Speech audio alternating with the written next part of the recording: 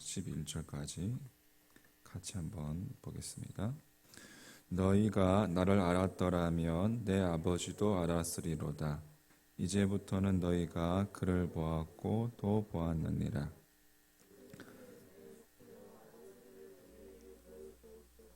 그리하면 좋겠나이다.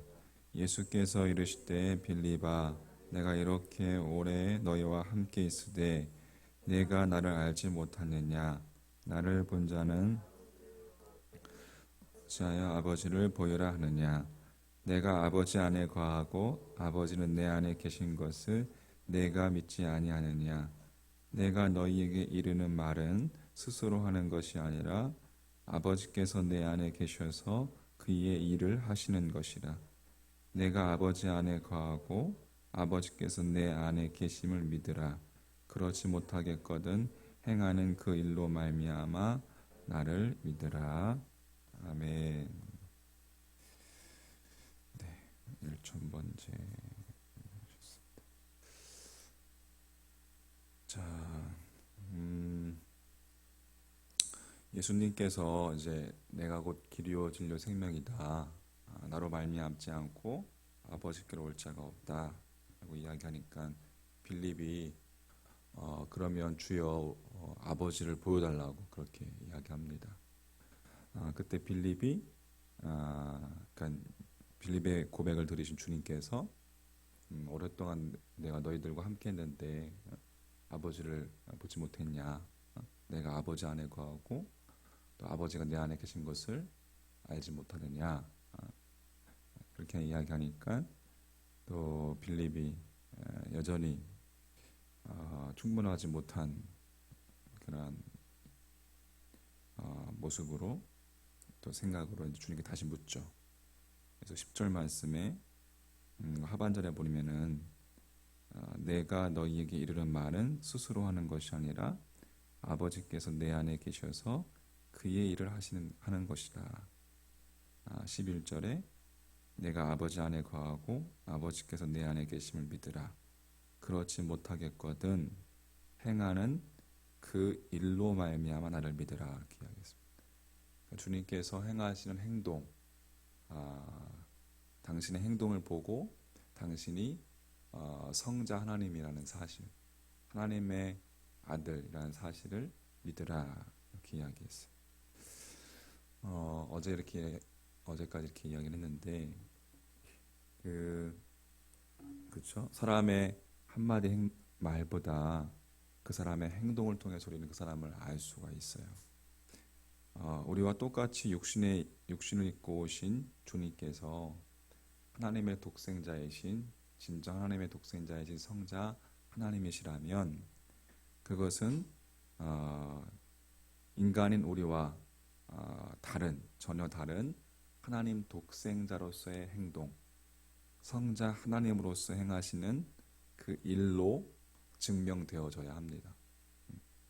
그래서 우리가 주님께서 당신이 성자 하나님이라는 사실을 그 말을 믿지 못하겠거든 행하는 일로 말미암아 나를 믿으라 이렇게 이야기하시는 것이죠. 자, 그러면 도대체 무슨 일을 행하셨을까? 무슨 하셨기에 그렇게 자신 있게 당신의 행동을 통해서 하나님 되심을 믿으라라고 선언하시는 것일까? 그리고 잘 아시다시피 주님께서는 공생애 동안에 수많은 기적을 행하셨죠. 근데 그 기적도 그 기독교가 아닌 다른 종교들도 그런 기적을 행합니다. 그런 이야기가 있고 그러면 또 주님께서 행하신 일이 무엇이에요? 십자가 사역이시죠. 십자가의 대속제물로 돌아가심으로 말미암아 모든 인류를 구속하시는 그 일을 하셨습니다. 근데 그 십자가 사역, 십자가를 통해서 십자가라는 것은 여러분 우리가 믿는 자들에게는 우리가 말할 수 없는 하나님의 크신 은혜이지만 또 믿지 않은 사람들에게 있어서는 이게 무슨 믿지 못할 이야기죠. 어떻게 보면 믿지 못할 이야기. 그러면 예수님의 어떠한 행동을 통해서 그 중에서 모든 사람들이 정말 이분은 본질적으로 하나님의 독생자이시고 성자 하나님이 되신다라고 인정할 수밖에 없는 다른 증거는 없는 것인가? 일본은 여러분 그, 그 잡신의 나라라고 할 수가 있겠어요. 잡신 투성입니다. 뭐 나무에도 신이 있고 돌에도 신이 있고 부뚜막에도 신이 있고 뭐 어디도 신이 있고 어디도 신이 있고. 그러니까 일본인들의 이 의식 가운데는 범신론적인 의식이 있어요. 그래서 모든 게 다 그 가운데 신이 있다는 이야기죠. 우상 귀신이죠. 근데 그래서 유일신이신 하나님과 또 그분의 독생자이신 예수 그리스도를 믿지 못하게 하는 가장 큰 장애물이 바로 그 범신론적인 의식입니다. 그런데 그 같은 일본에서 태어나서 그 범신론적인 의식 속에서 자란 여러분 잘 아시죠? 빙점의 작가 미우라 아야코. 그 작가는 성경을 통해서 예수 그리스도의 행적, 주님께서 행하신 그 행동을 행하신 행동을 살펴보던 중에 단 세 가지의 행적만으로도 그분이 주님이 유일하신 하나님의 독생자이시고 성자 하나님이시라는 사실을 인정할 수밖에 없다라고 그렇게 고백했어요. 첫 번째는 어떤 행적이냐? 마태복음 19장에 보면 이제 예수님께서 설교를 말씀을 전파하실 때 많은 사람들이 모였을 거 아니에요, 그죠? 근데 그 가운데 어린 아이들이 이제 막 안수를 받으려고 그 부모와 함께 예수님께로 다가왔습니다. 근데 그것을 본 제자들이 확 꾸짖었어요. 그때 주님께서 나더라 어린 아이들을 용납하고 내게 오는 것을 금하지 말라. 천국이 이런 자의 것이다. 이렇게 말씀하셨죠. 수많은 사람들 앞에서 제자들이 아이들의 오음을 막은 것은 어떻게 보면 당연한 처사였어요. 왜냐하면 주님께서 말씀을 선포하고 오셨고 그러한 상황이었으니까. 근데 그렇게 제자들도 화를 냈고 주님도 화를 내셨습니다.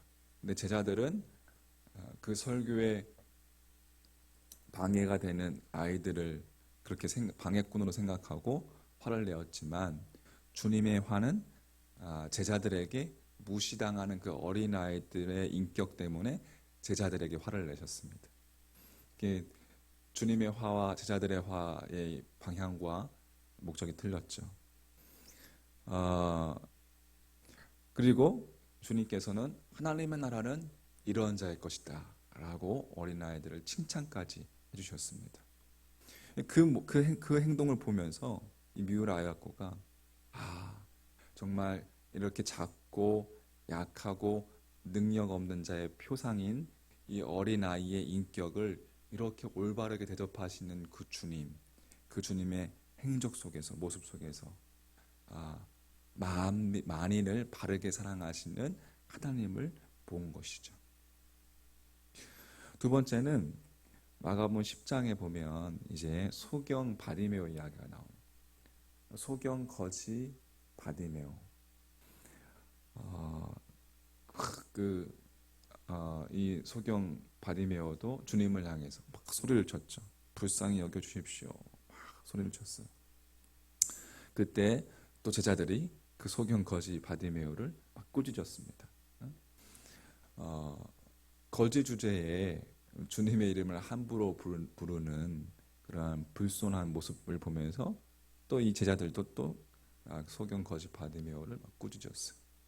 근데 주님께서는 어떻게 했습니까?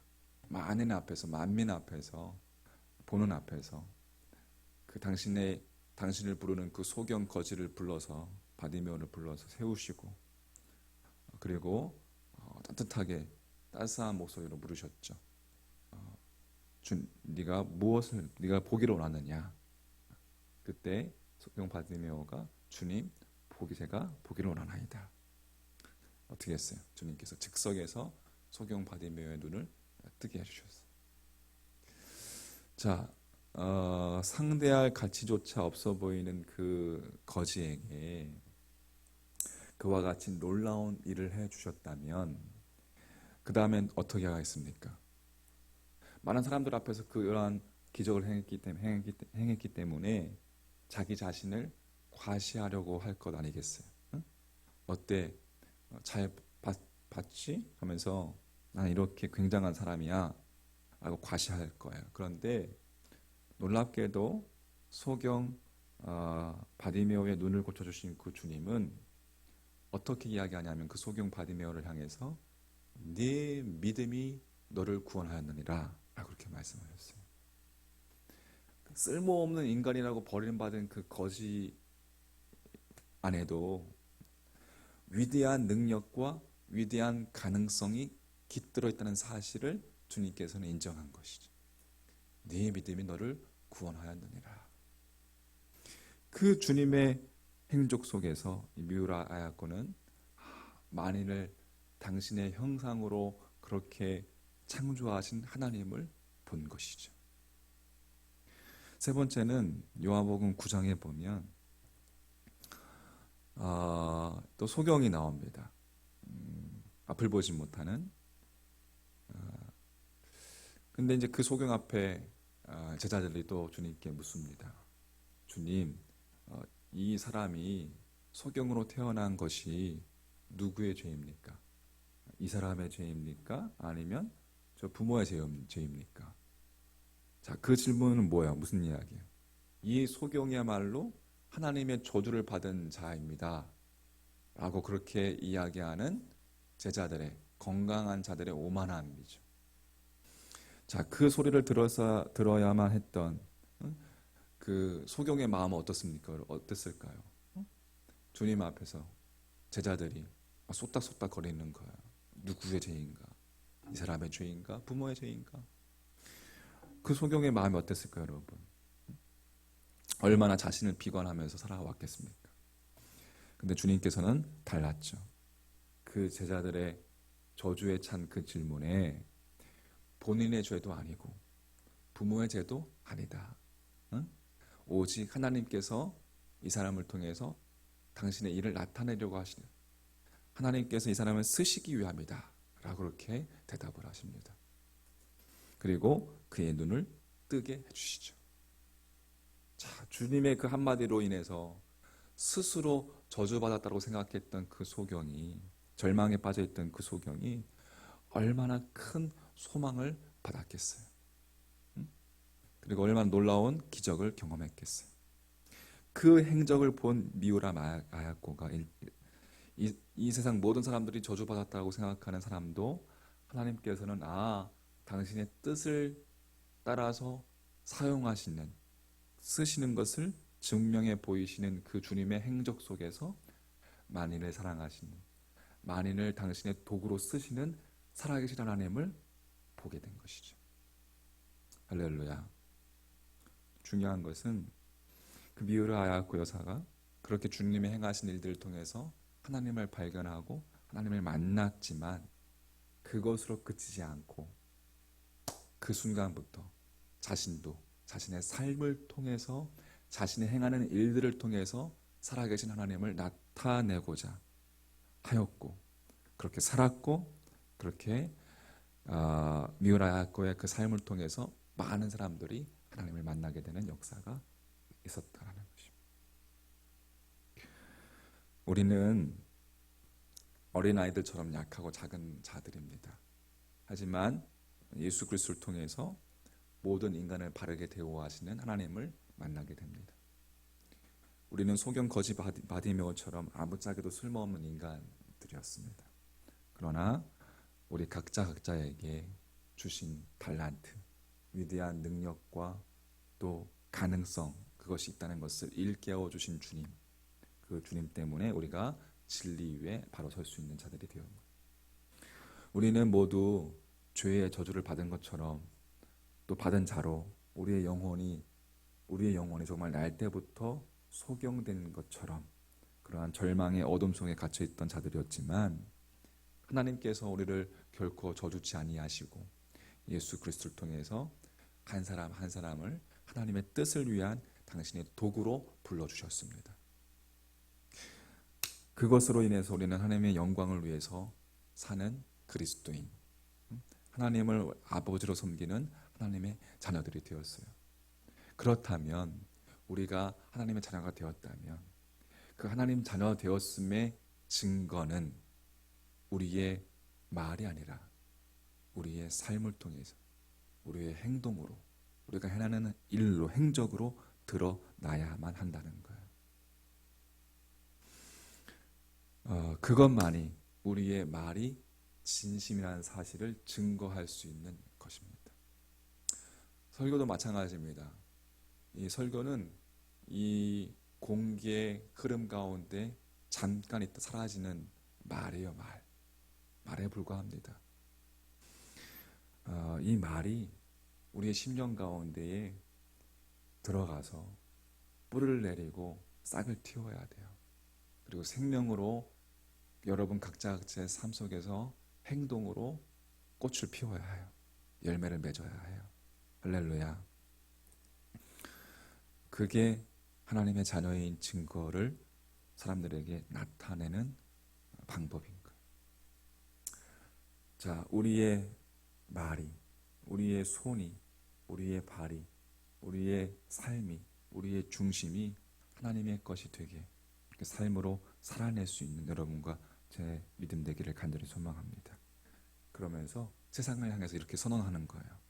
내가 아버지 안에 있고 아버지께서 내 안에 계심을 믿으라. 그렇지 못하겠거든 행하는 그 일로 인하여 나를 믿으라. 할렐루야.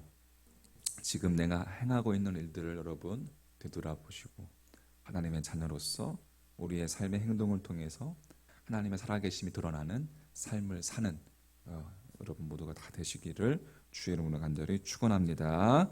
아멘. 기도하겠습니다.